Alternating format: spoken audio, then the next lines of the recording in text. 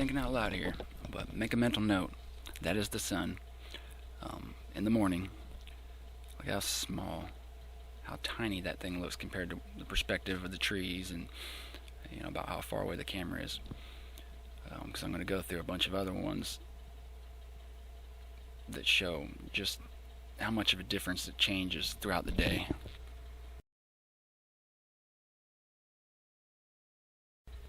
Alright, so call me crazy, but I was just thinking about how the sun can get smaller and larger in the same day, and how it could be, white during peak lunchtime, and then so much more golden and larger during sunrises and sunsets.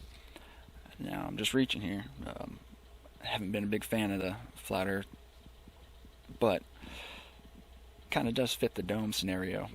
During high noon, the dome's basically, it's a lot higher in the center. Towards the edges, it drops down and gets lower. So, it makes sense that it would be farther away during lunch and closer during sunrise and sunset. But if it was millions of miles away, I don't see how it would change so much. Just doesn't quite fit the bill. And I've never been a flat earther. If anything, I was more of a oval, oblong, or a crater in a much larger planet. But then here you see how tiny it looks during lunch. That thing is like half the size compared to what it is sunrise or sunsets. And of course then it's white. So what's up with that? Here's a close-up. The only way that is the same as that other one is if it's inside the dome, man. Or a lot closer than they say it is. Look at that. That thing's a speck compared to the other one. So how does it go from that to then all of a sudden that much, much larger? And people have had photos of way, way larger sun at sunset. That's zoomed in Nikon P1000. Here's one from my security camera that is not zoomed in. You can see it's a speck.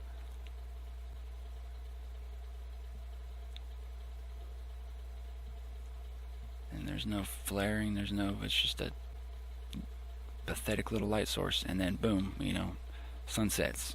This giant reddish orange sun. It's just something to think about. It's got me thinking about shit for sure. There's a lot more truth in the crazy conspiracies than there is in mainstream, that's for sure. And there's again white bluish sun. I know there's some difference when it gets close to the horizon. It's basically you're looking through more atmosphere, but it just doesn't make sense that unless it was a lot closer. And in this one you can even see there's a spherical object right to the right of it, a bluish spherical object. You see it? To the right and up. What the hell is that?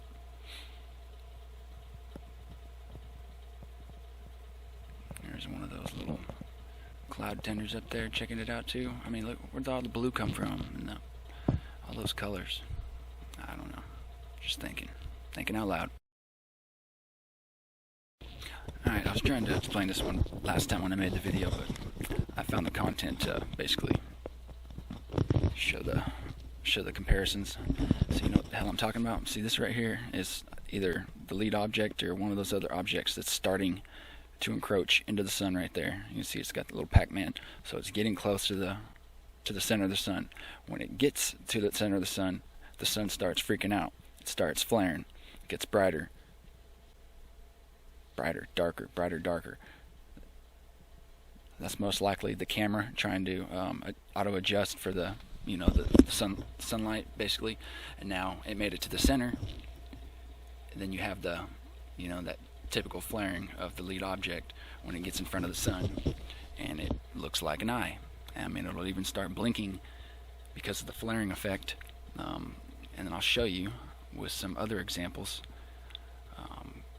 coming up right here. Because everyone's thinking, something crazy is blinking. Well, no, it's more like this. So you see, when this asteroid moves in front of the sun, all these are different photographs from people around the world that have captured it in the past. Same thing. When it gets in front of the sun, it causes that lead object flaring, which is basically that object right in front of the sun, and it creates that crazy little flaring, and the brightness, your camera will make it adjust bright and dark until it basically makes it to the center, and then it's going to do it again as it starts moving out of the backside. So that's an object in front of the sun right there. Pretty clear. And then now you can kind of understand what's happening right here, instead of thinking that there's some giant eye in the sky blinking at you. There's an actual explanation for it.